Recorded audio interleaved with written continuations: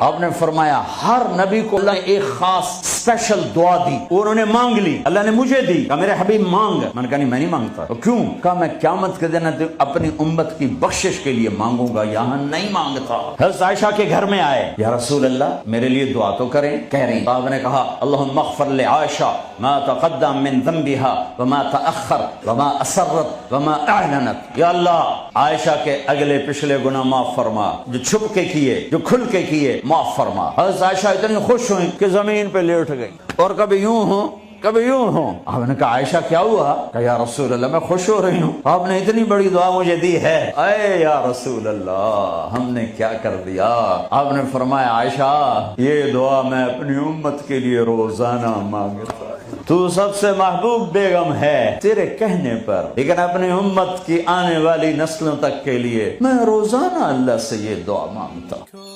social media پر سب سے قدیم اور سب سے ریلائبل برانڈ